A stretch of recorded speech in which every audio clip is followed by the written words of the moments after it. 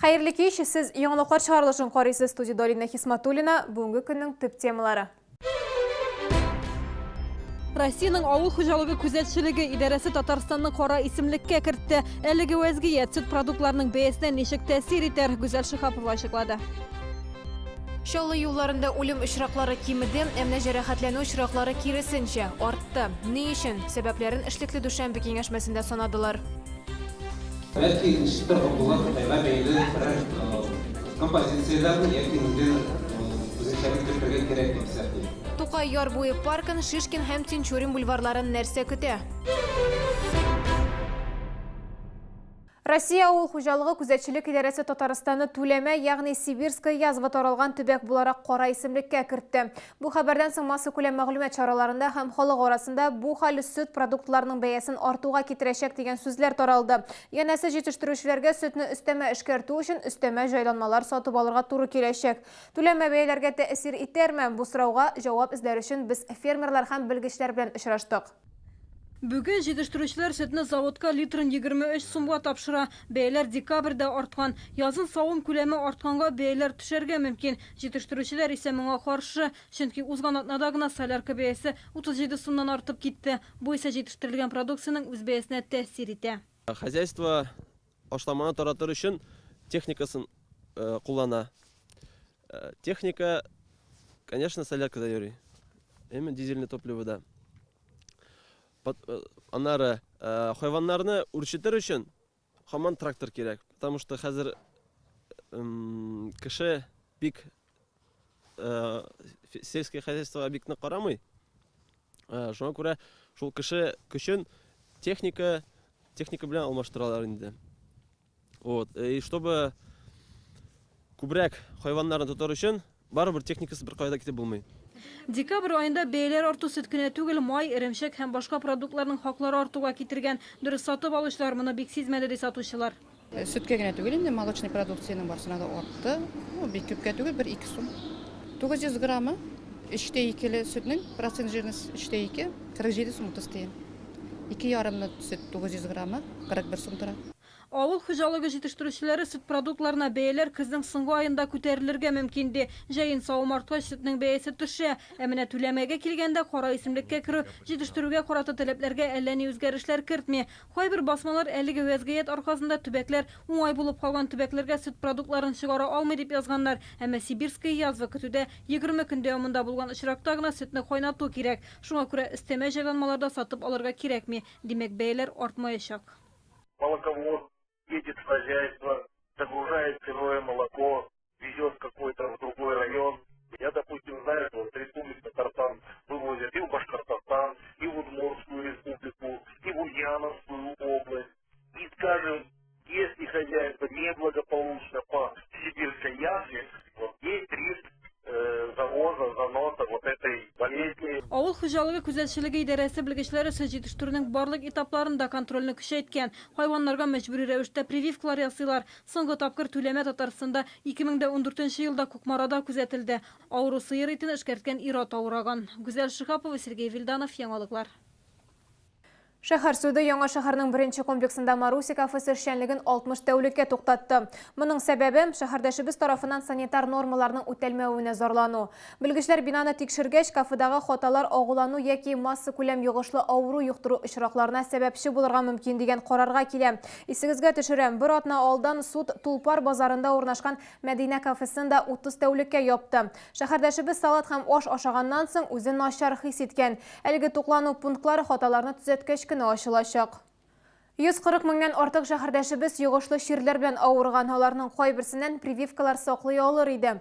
2016 елда вакциналарга 8 миллион сум акча тотканнар, әмма Чаллының баш санитар табибы белдерүенчә, шәһәрдәшләрнең күбесе прививка сатудан баш тарта, бу исә сәламәтлек өчен файдага түгел.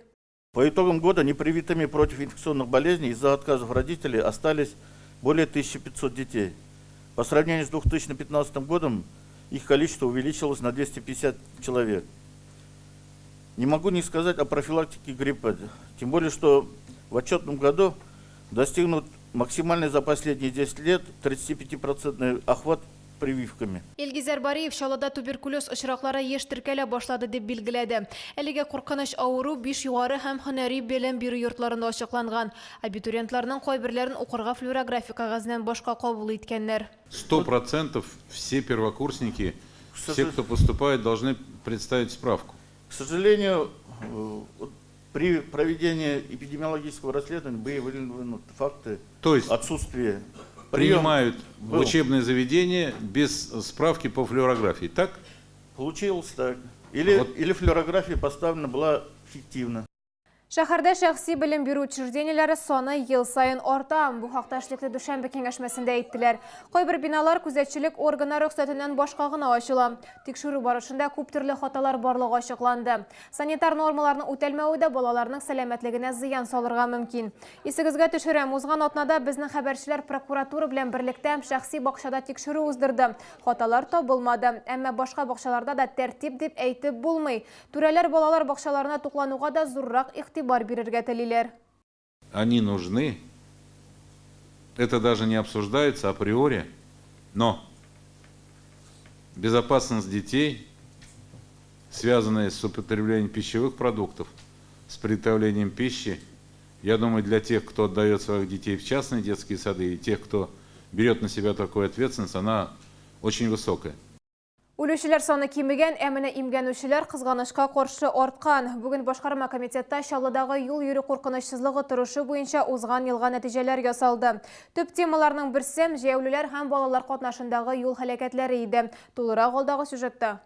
Узган ел балалар катнашында барлыгы 120 юл һәлакәте булган, 133 бала төрле дәрәҗәдәге тән җәрәхәте алган. Үлүчеләр бәхеткә каршы юк, шунысына игътибар итү зарур. Автокалада 3 һәлакәтнең икесе җәяүлеләр катнашында килеп чыга. Узган елда шулай ук балалар гаебе белән барлыкка килгән һәлакәтләр саны да арткан. 40% очракта балалар туктап торган машина артыннан юлга кинәт атылып чыкканнар. В результате имевшей место в недалеком прошлом точечной застройки территории внутри комплексов, когда было закрыто много автостоянок, а земли переданы под строительство объектов, эти мероприятия привели к значительному увеличению автомобилей, находящихся во дворах.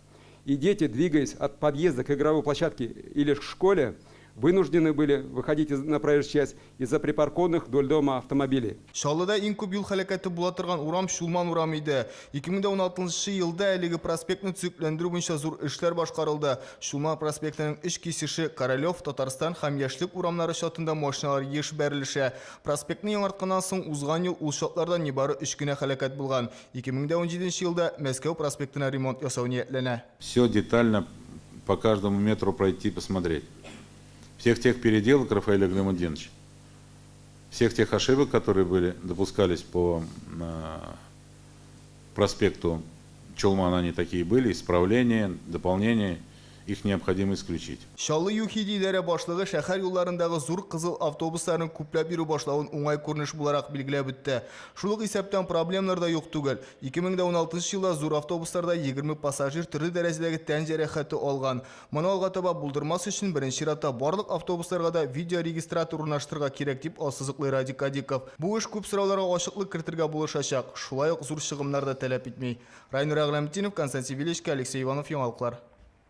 Май айында Тукай яр буен төзекләндерүне дәвам итәчәкләр. Бу хакта республика президенты ярдәмчесе Наталья Фишман хәбәр итте.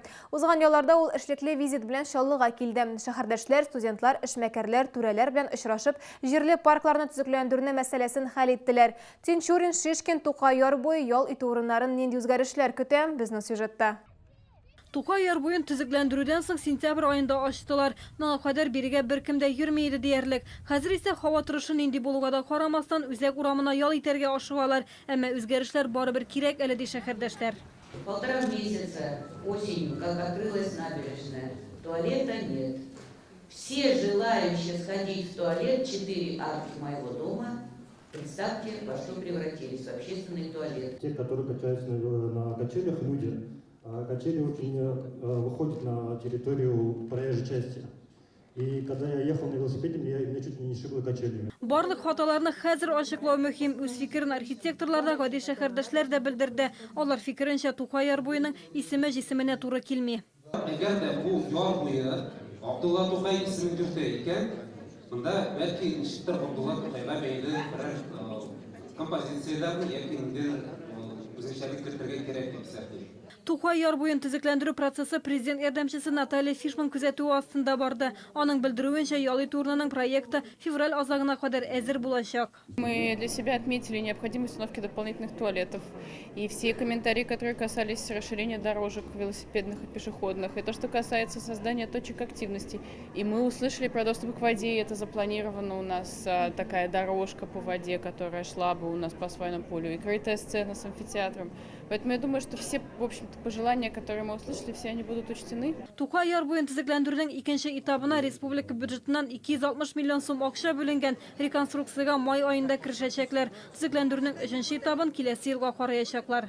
Гүзәл Шихапова, Ксения Антонова, Ленар Султанов, Яңалыклар. Бу сезгә ишкерәсе соңгы мәгълүматыбыз иде. Мин Алина Хисматуллина сезнең белән сау булашам. Исән-амин булыгыз.